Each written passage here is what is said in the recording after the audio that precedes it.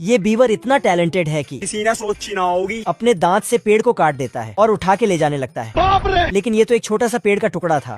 सभी बीवर अपने टैलेंट का भरपूर फायदा उठाते हुए पेड़ काट रहे हैं और उससे बांध बना रहे हैं।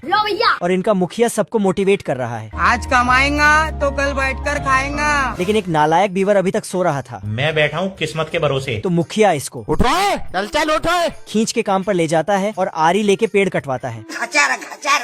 लेकिन ये साला नालायक इधर भी सो जाता है। डरने से क्या फायदा है? तुम्हें शर्म है कुछ? तो इस बार मुखिया इसके नींद को गायब कर देता है। तो नालायक बीवर अपने आप को लायक साबित करने के लिए टोकरी से एक ब्रेड उठाता है और घर छोड़कर भाग जाता है। लेकिन ये बहुत टैलेंटेड है, इसलिए घर वापस जाने के लिए रास्ते में ब्रेड गिराते हुए जाता है। लेकिन पीछे से कुछ चिड़िया ब्रेड को खाते हुए आ रहा था। अच्छा। फिर इसके पूंछ पर बैठ गया तो इसने देख लिया। ये देना। लेकिन ब्रेड को भी लेकर भाग जाता है। फिर तो ये जंगल में भटक जाता है।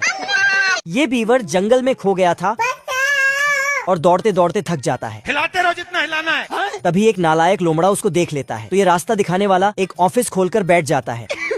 आजा आजा। फिर बीवर लोमड़े से रास्ता पूछता है। मुझे कैसे भी करके निकाल मेरे भाई, मैं फंस गया हूँ यहाँ। लेकिन ये लोमड़ा बीवर को अपने जाल में फंसाकर गलत रास्ता बता देता है। कुछ नहीं होगा बेटा। क्योंकि इसको सही रास्ता वैसे भी पता नहीं था। बीवर आगे जाता है तो इसे ब्रेड के टुकड़े मिलते हैं जो ये लोमड़ा ही फेंक रहा था। जंगल से बचना इम्पॉसिबल। और फेंकते फेंकते अपने घर के तरफ ले जाता है। माँ मैं आ गया माँ। और मौका देखते ही पकड़ने लगता है। पर बीवर खिड़की से भागता है तो ये खिड़की साइड कर देता है। बाप रे। फिर इसको उठाकर पकाने का इंतजाम करने लगता है। अब देख बैठा तू। तभी इधर एक स्पेसशिप में सुपर चूहा बीवर को ढूंढ रहा था और देखते ही उसको बचाने जाता है और लोमड़े को मार मार के हालत खराब कर देता है। तभी मधुमक्खी फिर बीवर को बचाकर उसे घर पहुंचा देता है। Thank you. और सुपर चूहा मुखिया से हाथ मिलाता है। तो नालायक बीवर वहाँ से निकलकर फाइनली अपने आप को लायक साबित कर देता है। ये चूहा बतख के खेत में गड्ढा करके अंदर से सारा मूली चुरा लेता है। साला पोस्टर को भी। फिर प्याज को मिट्टी के अंदर से खा जाता है। घर लेकिन इसको प्याज का बदबू लग जाता है। तभी ये इधर उधर झांकता है तो इसे बड़े बड़े तरबूज दिख जाता है। तो पहले ये जांच करके देखता है कि पका ऊका है या नहीं। इतना में मन नहीं भरा तो थोड़ा काट कर खा के देखता है।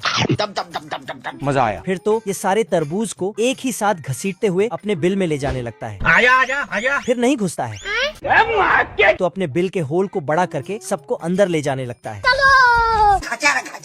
तभी इधर बतख भी तरबूज को गाड़ी में रख के बेचने ले जा रहा था। आज कमाएंगा तो कल बैठकर खाएंगा। लेकिन ये साला हाथ हिलाते रह गया हिलाते रहो जितना हिलाना है। और चूहा तरबूज खींच कर ले गया। फिर देखता है कि ये इतना छोटा कैसे हो गया। ये कैसे हो गया? तभी फिर से चूहा खींचता है तो ये फिर से देखता है कि अब तो गायब हो गया। लेकिन तभी बतख के नीचे तरबूज का ट्रेन निकलने लगता है।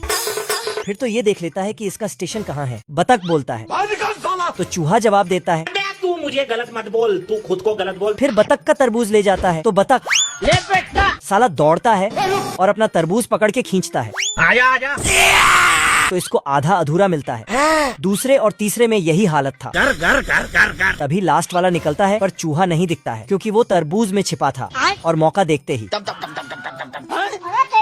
फिर भाग जाता है तो बतख का टोपी इसके ऊपर गिर जाता है। अब देख बैठा तू। बतख तरबूज के पौधे को फेंक कर चूहे को पकड़ता है। पिक्चर अभी बाकी है। लेकिन चूहा उसका टोपी फाड़ कर निकल जाता है अरे साला।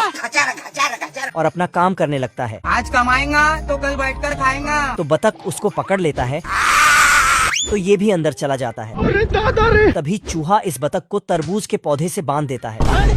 फिर बतख को ठोक के बोलता है मालिक वो देखो कि अब तेरा सारा फसल मेरे नाम हो गया। मत जा, रुक जा। फिर बतख का चोंच बांधकर चल पड़ता है सब्जी चुराने। साला एक ही झटके में पूरा खेत साफ कर देता है। खत्म। और सारा सब्जी खा के मोटा हो जाता है। इतनी खुशी मुझे।